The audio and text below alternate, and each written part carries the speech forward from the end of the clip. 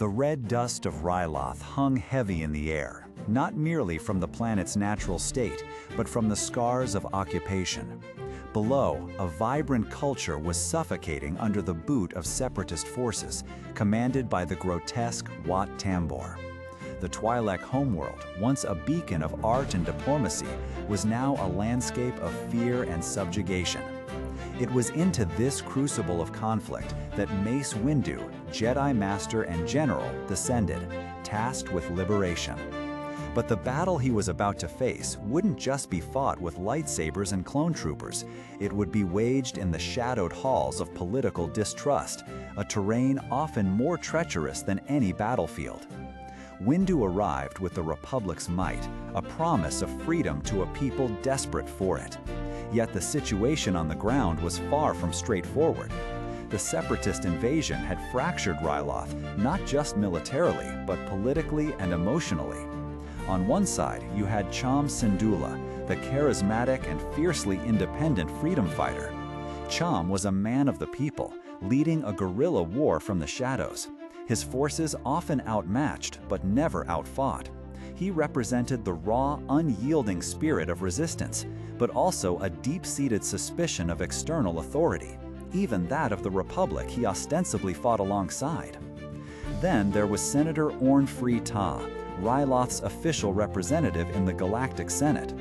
Orn Free Taa was, by many accounts, a corrupt and self-serving individual, more concerned with his own comfort and political standing than the suffering of his constituents.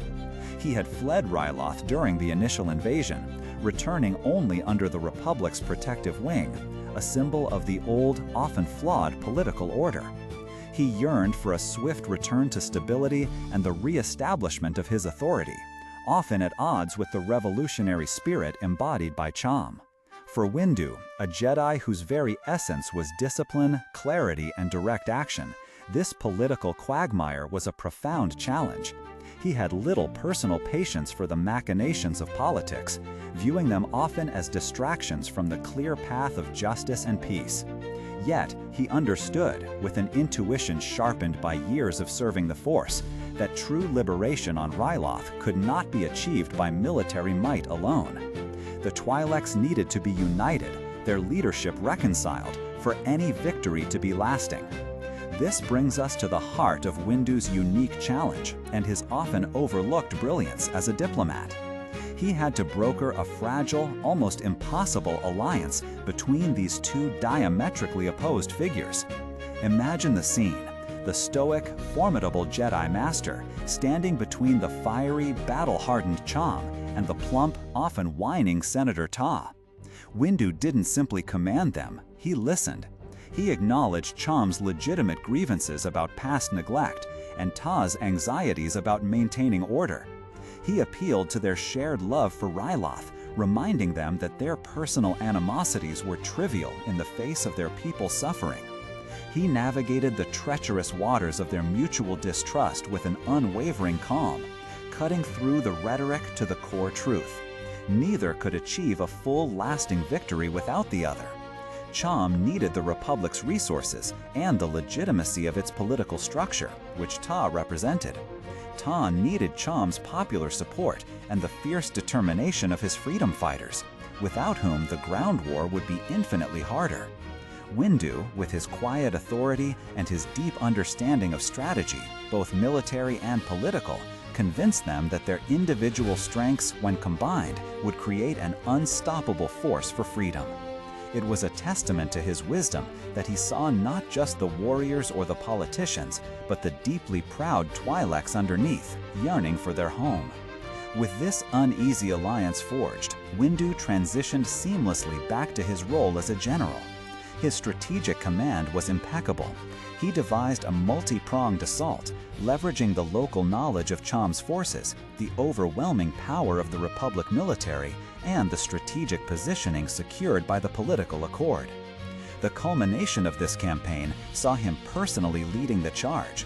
His unique fighting style, Va-Pod, a blur of purple light and precision, as he confronted and captured Wat Tambor. It was a decisive military victory, but one that was undeniably underpinned by the delicate political groundwork Windu had meticulously laid. The liberation of Ryloth was a profound moment for the Twi'leks. They saw in Windu not just a powerful warrior who brought them freedom, but a wise mediator who understood their internal struggles. His actions cemented his legacy on Ryloth as a hero, a figure who had seen beyond the battlefield to the deeper needs of a people fractured by war. He was a master of both war and peace, demonstrating that true leadership often requires the ability to wield a lightsaber in one hand and forge a delicate alliance with the other. So, when we reflect on Mace Windu, often remembered for his unflinching resolve and his prowess in combat, let us also remember Ryloth. It stands as a powerful testament to his less celebrated but equally vital skills as a diplomat and mediator. It shows us that even those with a distaste for politics can, when the need arises, rise above personal preference to unite rivals for the greater good, securing not just a military victory, but a genuine peace. What are your thoughts on Windu's dual role on Ryloth? Do you think his diplomatic efforts were as crucial as his military command? Share your insights in the comments below. And if you enjoyed this reflection, please consider subscribing for more journeys into the untold stories of the galaxy.